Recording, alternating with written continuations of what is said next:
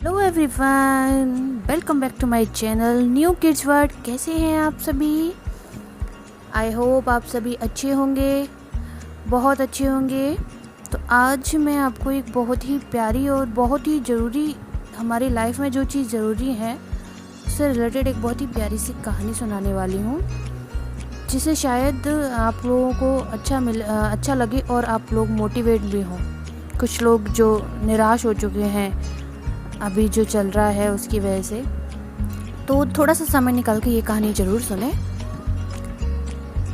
ये कहानी जो है वो एक बहुत प्यारी सी है।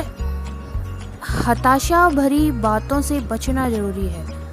हम जब भी कुछ हमारे साथ गलत होता है तो हमारे आसपास बहुत सारी बातें होती हैं, जिसमें कोई हमें मोटिवेट भी करता है, अच्छी बात भी बोलता है, कोई हमें निराश भी करता है। तो एक बार एक सीधे पहाड़ को चढ़ने की प्रतियोगिता हुई। प्रतियोगियों को पहाड़ पर चढ़ते देखने के लिए बहुत सारी भीड़ भी जमा हो गई। हर कोई यही कह रहा था कि यह तो बहुत सीधी चढ़ाई है, इस पर चढ़ना तो नामुमकिन है।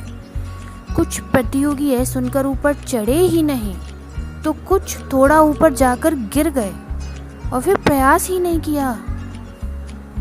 उन्हें देख लोग और जोर से कहने लगे कि यह प्रतियोगिता कोई नहीं जीत सकता, क्योंकि इस पहाड़ पर चढ़ना असंभव है।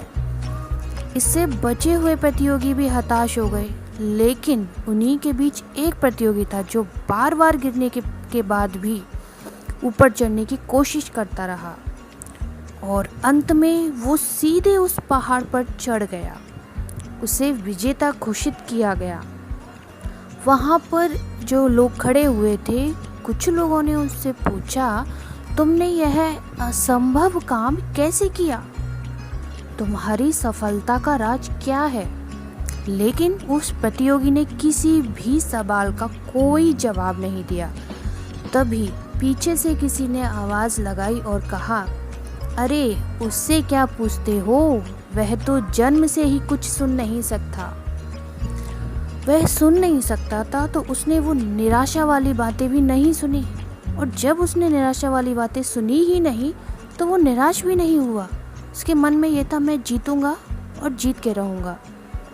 तो हमारी लाइफ में बहुत सारे ऐसे सिचुएशन आती हैं कि जब हम बहुत हताश हो जाते हैं तो हमारे जो आसपास के लोग हैं वो नेगेटिव बातें भी करते हैं और पॉजिटिव बातें भी करते हैं। तो हमें नेगेटिव बातों को हमेशा इग्नोर करना चाहिए, अनसुना करना चाहिए।